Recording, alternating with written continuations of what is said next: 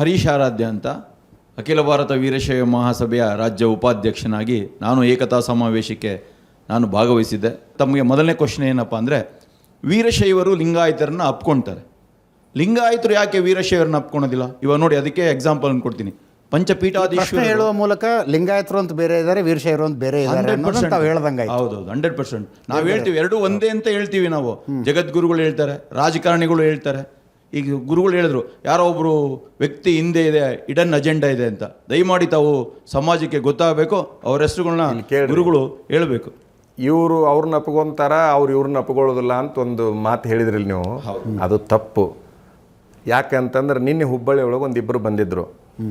ನಾವು ಲಿಂಗಾಯತರು ವೀರಶೈವದ ಕಡೆಗೆ ಹೋಗಬಾರ್ದು ಅಂತ ಒಂದು ಘೋಷಣೆ ಆಗಿತ್ತಲ್ಲ, ಅವರು ಇನ್ನೊಬ್ಬರು ವೀರಶೈವರು ಇಬ್ಬರು ಸೇರಿ ಬಿಲ್ಡರ್ ಅದಾರ. ಅವರು ಆ ಗ್ರೂಪ್ ಹೆಸರು ಹೇಳಲ್ಲ ನಾನು, ಬಿಲ್ಡರ್ ಅದಾರ.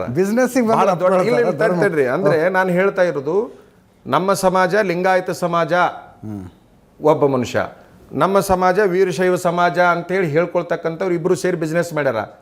ಹೆಂಗೋ ಅಗಲ್ತಿರೋ ಕೂಡ್ಕೊಂಡು ಹೋಗ್ತೀರಿ, ಎಲ್ಲಿದ್ರಿ ನಾವು ಅದನ್ನು ತೊಗೊಂಡು ಎಲ್ಲಿ ಮಾಡಕ್ಕೆ ಹೋಗೋನು, ಮಸ್ತ್ ಬಿಸ್ನೆಸ್ ನಡೆದೈತಿ ನಮ್ಮದು ಅಂದರು.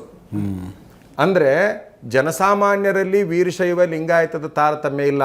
ಅವ್ರು ನಿರಂತರ ಎಲ್ಲರೂ ಕೂಡ್ಕೊಂಡು ಬಾಳ್ವೆ ಮಾಡಬೇಕಾಗೈತಿ.